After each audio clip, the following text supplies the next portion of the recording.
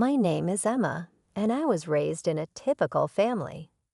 Working hard to raise two kids, Mom and Dad did their best. Yes, I had a younger sister named Sarah. She was born 5 years after me, and from the beginning, she created quite a stir. I was the nice child. I never got into trouble, got along with everyone, and studied diligently. But Sarah was another matter entirely. This one incident occurred when Sarah was 5 years old and I was 10. Sarah requested some sweets while we were shopping with Mom at the grocery store. Mom firmly answered, "No, Sarah, we have plenty of snacks at home." Sarah's expression flushed, "But I want it now." She cried out, collapsing to the ground.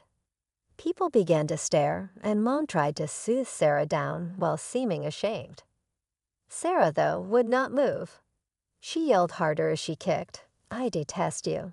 You never give anything to me." That was only one instance out of many. It didn't get any better as we got older. Sarah started acting increasingly strangely. She would have extreme mood fluctuations, quickly transitioning from laughing to yelling. Sarah was once taken to a psychologist by her parents. By the time they returned, I knew something was wrong. With a sullen expression, they placed me down in the living room. Dad said, "We need to talk to you about Sarah, starting with Emma." Mom interjected, saying, "The doctor believes Sarah suffers from ADHD. It implies that she has a little different brain." Though I didn't really comprehend, I nodded. "Is that why she acts out all the time?" Mom answered, "Yes, sweetie, and we need your help. Sarah now need our utmost patience."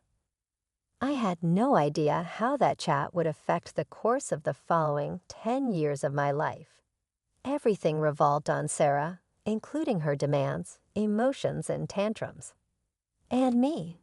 It was expected of me to be the patient, understanding elder sister who was always willing to forgive.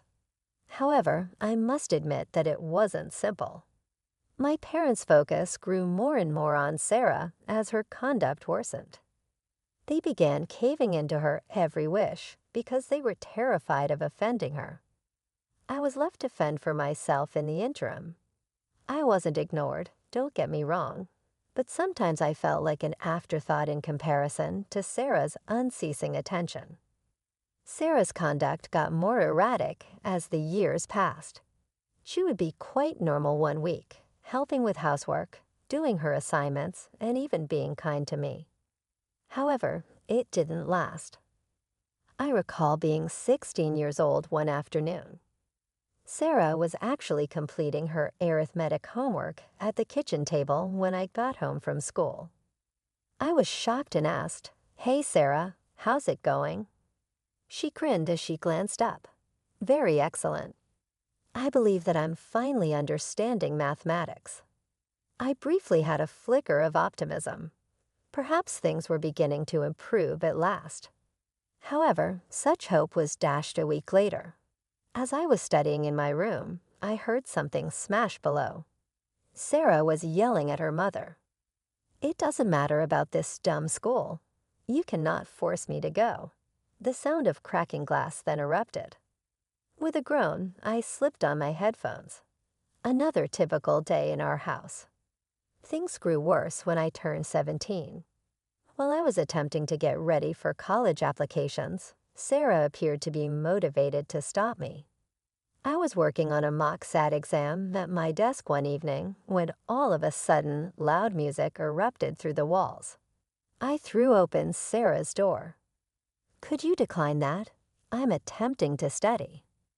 Buku, she made fun of. Emma, poor Emma, must study. I guess I should listen to some music. Take care of it. I went to our parents in the hopes that they would step in, but I was dumbfounded by their answer. Mom remarked, "Honey, you know your sister struggles with self-control. Make an effort to be sympathetic." Dad gave a nod. "Perhaps you might use the library to study. We wish to avoid upsetting Sarah." It seemed unbelievable to me. How about me, though? Are my needs not important? My mother gave me a hand pat. They certainly do, my dear. However, Sarah finds things challenging because of her disability.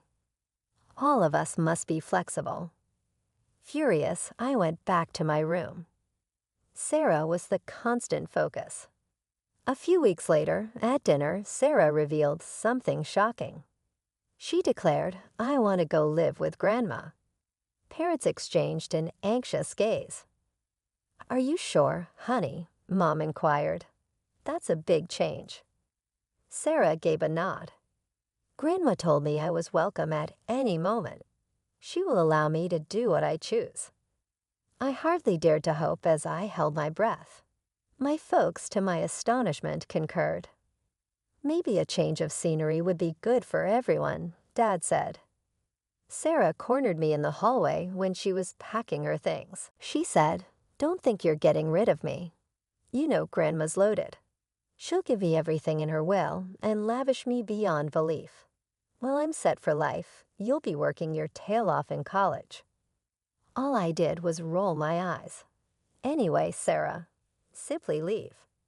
It was quiet in our house for the following 6 months. I could now concentrate on my academics without being distracted all the time. I received acceptance to a public institution in a different city after acing my SATs. After a few months of college, I received the call. Mom was calling, and she sounded worn out. Sarah was there, she said. "She's returned home. She was so rebellious and constantly making problems that your grandma thought she was too much for her to handle. She even accused us of being uncaring parents. She won't speak to any of us anymore." I closed my eyes, feeling a mix of frustration and pity. "I'm sorry, Mom. That must be tough." "It is," she admitted. "We're trying everything.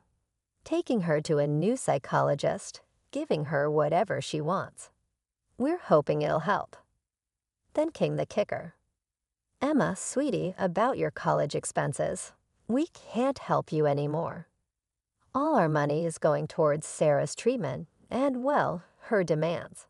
You'll need to support yourself from now on." After we hung up, I just sat there, trying to process it all. Once again, Sarah had managed to append my life without even being present. But I wasn't about to let this derail me. I found a part-time job at a local diner and called my grandmother. "Of course, I'll help you, dear," Grandma said when I explained the situation. "It's the least I can do after everything you've been through." True to her word, Grandma started sending me money for rent and even visited me a few times. During one of her visits, we had a heart-to-heart. "You know, Emma," she said, sipping her tea, "I feel guilty about Sarah. I thought I could handle her, but still, I'm glad I can help you. You deserve it, sweetheart." Those years in college were tough, but also liberating. For the first time, I was free from Sarah's shadow. I made friends, studied hard, and even started dating a bit. After graduation, I landed a job in the same city and decided to stay. It felt good to have my own life, away from the chaos at home. I did visit my parents occasionally, but Sarah was never around. One time, I asked Mom about her. "Oh, she's out with friends," Mom said, wringing her hands. "She's been gone for days now. We can barely keep track of her anymore." Dad chimed in, "Always with different boys, too. There's Jake, or was it John?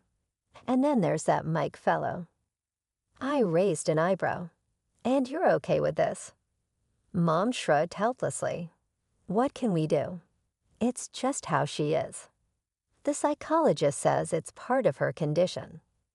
I bit my tongue to keep from saying what I really thought. It was always excuses with them when it came to Sarah. During another visit, I found Mom crying in the kitchen. "What's wrong?" I asked, alarmed.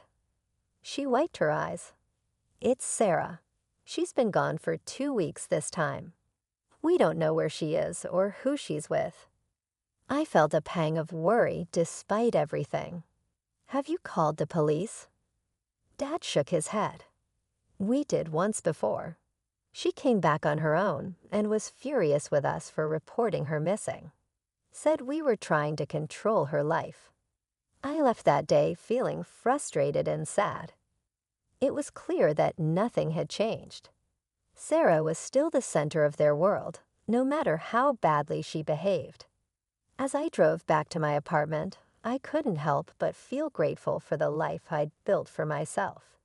It wasn't perfect, but it was mine. Time flies when you're building your own life. Before I knew it, 3 years had passed since I'd graduated college. I was settling into my career, making new friends, and finally feeling like I had some stability. Then came the phone call that threw me for a loop. "Emma, it's Mom. You'll never guess what's happened. Sarah's getting married." I nearly dropped the phone. "Married? Sarah?" Mom's voice was brimming with excitement. "Yes, can you believe it? She just told us. The wedding's in 2 months. You'll come, won't you?" Still in shock, I agreed. The day of the wedding arrived, and I flew back home. As I helped Sarah get ready, she dropped another bombshell. "Mom and Dad are paying for our honeymoon," she said smugly. 2 weeks in Bali, first class all the way. I bit my tongue. Of course they were. That's nice of them, I managed. Sarah smirked. "Well, they owe me after all the crap I've been through." I wanted to point out that most of that crap was of her own making, but I held back. It was her wedding day after all. When I finally met Sarah's fiancé, Mark, I was taken aback. He was nothing like I'd imagined. Tall, handsome, and at least 10 years older than Sarah. He exuded an air of calm confidence. "It's great to finally meet you, Emma," he said, shaking my hand. "Sarah's told me so much about you." I raised an eyebrow at Sarah, wondering what exactly she'd told him. To my surprise, the wedding went off without a hitch.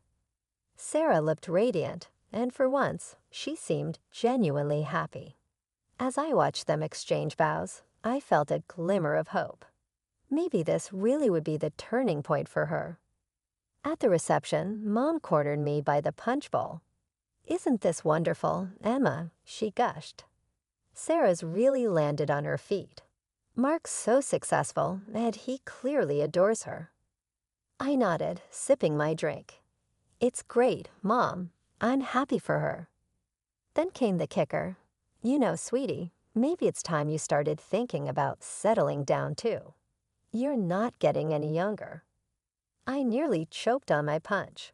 "Mom, I'm only 26. She patted my arm. "I know, dear, but look at Sarah. She's really got it all figured out now." As I flew back to my city the next day, I couldn't shake a nagging feeling. Despite everything, I genuinely hoped Sarah had found happiness. But a small part of me wondered how long it would last. Life went on. I threw myself into work, trying not to dwell on my family's dynamics. Then about a year after Sarah's wedding, something unexpected happened. I met someone. His name was Tom, and we hit it off immediately. He was kind, funny, and actually listened when I talked. For the first time, I felt like I'd found someone who saw me for who I really was. 2 years flew by in a whirlwind of dates, laughter, and deepening love. Then on a crisp autumn evening, Tom got down on one knee and asked me to marry him. As I said yes, tears of joy streaming down my face, I felt like my life was finally falling into place. Planning my wedding to Tom was like a dream. For once, I was the center of attention, and it felt amazing. I was determined to make it perfect, a day that was all about us and our love. Of course, I invited my family. Despite everything, they were still my parents, and Sarah was still my sister.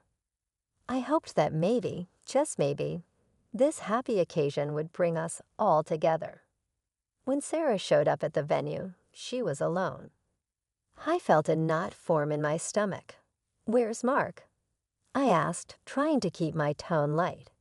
Sarah shrugged. "Couldn't make it." Is everything okay? I pressed.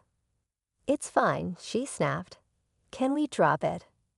I backed off, not wanting to start an argument on my wedding day.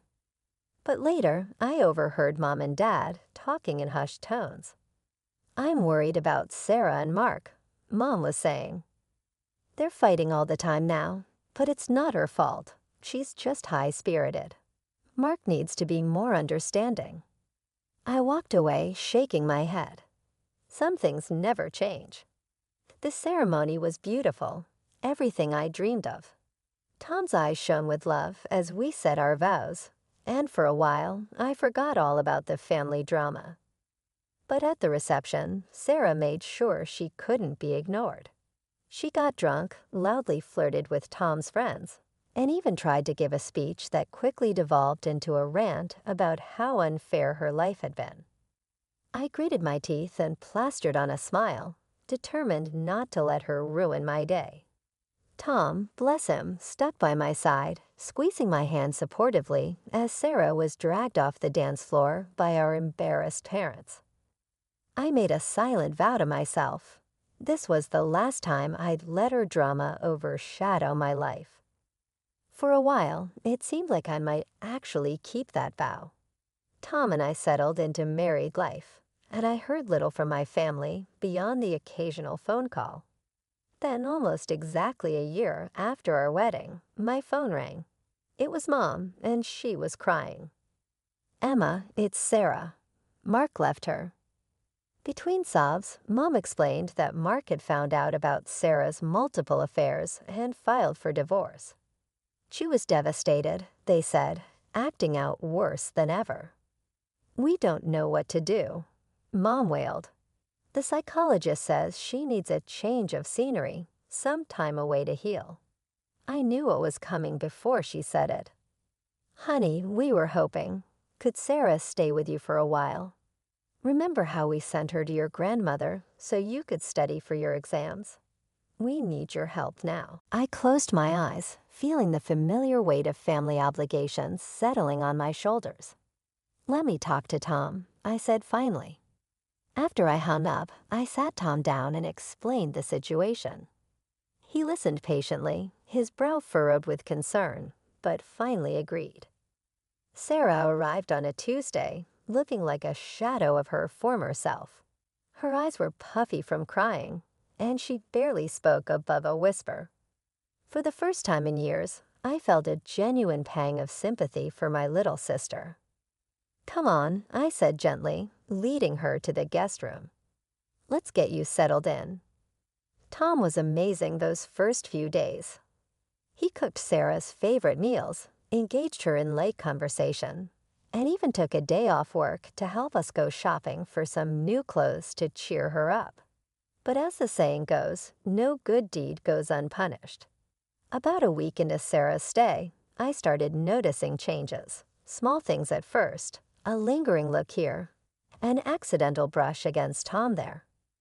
I tried to brush it off as my imagination running wild. Then one day, I came home from work to find Sarah parading around the living room in what could barely be called underwear. Tom was sitting on the couch, looking incredibly uncomfortable. "Sarah," I exclaimed. "What are you doing?" She turned, feigning innocence. "Oh, hi, Emma. I was just about to take a shower. It's so hot today, isn't it?" Tom mumbled something incoherent and practically ran from the room. That night, I confronted Sarah. "Look, I know you're going through a tough time, but you need to respect our home and our marriage." She rolled her eyes. "God, Emma, don't be such a prude. I was just trying to cool off." I didn't buy it for a second, but I let it go. Big mistake. Over the next few days, Sarah's behavior became more and more brazen. She'd accidentally walk in on Tom in the bathroom or bend over suggestively when he was around. I was at my wit's end. Then came the day that broke the camel's back. I came home early from work, a migraine pounding behind my eyes. As I approached our apartment, I heard Sarah's voice loud and clear. "Come on, Tom." Emma never has to know. Don't you want to have some real fun for once? I burst through the door to find Sarah pressed up against my husband, her hands on his chest. Tom looked horrified. "Emma," he exclaimed, pushing Sarah away. "This isn't what it looks like." Sarah spun around, a look of fox shock on her face. "Oh my God, Emma, I'm so embarrassed." I just tripped and Tom caught me. I saw red. "Get out," I said, my voice dangerously low. "Pack your things and get the hell out of my house." Now, Sarah's face contorted with rage. "Fine. I never wanted to stay in this dump anyway. You're pathetic, Emma. Always so boring, so frigid." She turned to Tom, who was standing there in shock. "You could do so much better than her, you know. A hot piece like me instead of Ice Queen Emma." I grabbed her arm and dragged her to the guest room. "You have 5 minutes to pack, or I'm throwing your stuff out the window." As Sarah scrambled to gather her things, hurling insults the whole time, I turned to Tom. He looked devastated. "Emma, I swear nothing happened. She's been trying for days, but I would never." I cut him off with a hug. "I know, I trust you. I'm so sorry I put you through this." We held each other as we listened to Sarah's continued tirade. Finally, she emerged from the room, suitcase in hand. "You'll regret this," she spat, "both of you." As the door slammed behind her, I felt a weight lift off my shoulders. As we stood there in our now quiet apartment, I realized something. The family I'd spent my whole life trying to please, trying to fix, they weren't my real family anymore. Tom was. And it was time I started putting our life, our marriage, first. I hadn't even finished my first cup of coffee the next morning when my phone rang. It was Mom. I braced myself and answered. "How could you, Emma?" Mom's voice was shrill with anger. "Kicking your own sister out onto the street? I thought we raised you better than that." I took a deep breath. "Mom, it's not what you think." But she cut me off. "Sarah told us everything. How you got jealous because she and Tom were getting along. How you made up lies about her to justify throwing her out. I'm so disappointed in you." My jaw dropped. "What?" "Mom, that's not true at all. Sarah tried to seduce Tom. She was walking around half naked, throwing herself at him.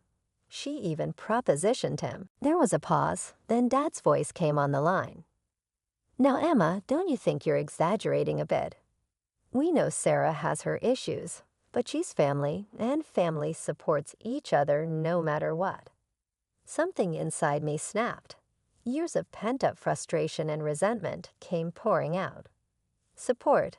Where was your support when I was trying to study for college, and Sarah was making my life hell? Where was your support when you cut me off financially because you were too busy catering to Sarah's every whim?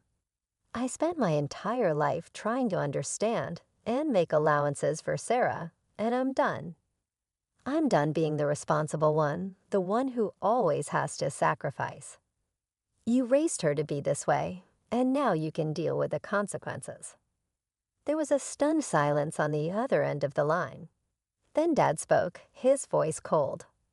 "If that's how you feel, maybe it's best we don't speak for a while. And don't be surprised if the rest of the family feels the same way once they hear about this." I laughed bitterly. "Is that supposed to be a threat? Go ahead.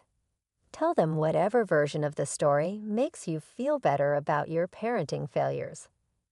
I hung up. True to my parents' word, the calls started coming in. Aunts, uncles, cousins, all of them expressing their shock and disappointment in my cruel treatment of Sarah. "How could you abandon your sister in her time of need?" my Aunt Linda scolded. "I always knew you were jealous of Sarah, but this is a new low," Cousin Mike messaged me. I tried explaining the truth to the first few, but it quickly became clear that their minds were made up. Sarah and my parents had spun a tale of my jealousy and cruelty, and the family had lapped it up. The final straw came when I logged onto Facebook. There, in black and white, was a post from Sarah. Heartbroken, my own sister threw me out when I needed her most. I guess blood isn't always thicker than water. The comments were a cesspool of family members and old acquaintances expressing their sympathy for Sarah and their disgust with me. My finger hovered over the keyboard. I could respond, tell my side of the story, but what was the point? They'd already made up their minds. With a heavy heart, I began blocking numbers and unfriending relatives on social media. It hurt, cutting ties with people I'd known my whole life. But as I looked over at Tom, who had stayed by my side through all of this, I knew I was making the right choice. In the weeks that followed the fallout with my family, I felt like I was walking through a fog. The pain of being ostracized by my own relatives was raw and ever-present. But amidst the darkness, there was one beacon of light. My grandmother. "Emma, dear," she said during one of our weekly phone calls, "I want you to know that I believe you. I know Sarah and I know you. You did the right thing." Tears welled up in my eyes. "Thanks, Grandma. You don't know how much that means to me." She chuckled softly. "How's that wonderful husband of yours?" And just like that, life went on. Tom and I settled into a peaceful routine, free from the drama that had plagued us for so long. We traveled, pursued our careers, and even started talking about starting a family of our own. Months passed, then a year. I heard snippets about my family through the grapevine. Sarah had moved back in with our parents, apparently unable to support herself after the divorce. But I pushed those thoughts aside, focusing on my own life. Then on a quiet Sunday afternoon, my phone rang. It was a number I hadn't seen in over a year, my parents. Against my better judgment, I answered. "Hello." "Emma." It was my mother, her voice choked with tears. "Merle, we need your help." A familiar weight settled in my stomach. "What's wrong?" I asked. She explained in between sobs. Sarah had become uncontrollably unstable. She was hosting crazy parties, bringing weird guys home, and even threatening to hurt our parents when they tried to step in. Dad answered the phone. "She kicked us out, Merle," he said. "We have a motel room. We're at a loss on what to do. Could you come speak with her? Perhaps she'll give you a listen." I felt a wave of emotions pass over me as I closed my eyes, including pity, rage, and exasperation. Mostly, though, I felt nothing. "No," I muttered. "I can't." "But Emma," Mom got going. I interrupted her. "No, Mother. I'm through. You all abandoned me when I finally stood up for myself after spending my entire life cleaning up Sarah's mistakes and justifying her actions. You now have this issue. You have to deal with the fallout now that you fostered and supported her." I hung up before they could answer. Then I blocked their numbers, feeling a sense of closure. A little while later, Tom saw me looking into space on the couch. "Everything okay?" he inquired, seeming worried. I gave him a genuine grin as I glanced up at him. "What do you know? Yes, it is. I genuinely believe that everything is going well for the first time in my life." I had a wave of calm as we sat there. Granted, I had lost my birth family, but I had also acquired a great deal more. I had my partner and my rock, Tom. My grandmother was there to adore me without conditions. Above all, I had myself. I was more confident and stronger than before. Next day, I gave my grandma a call. "Hi, Granny. Would you be interested in coming to visit for a bit?" I was thinking that Tom and I could redecorate the guest room, and we could use your professional eye. Her happiness was evident over the phone. "Emma, I'd be delighted to. When ought I to arrive?" Making preparations for my grandmother's arrival as I hung up, I came to the realization that this was what family should be all about.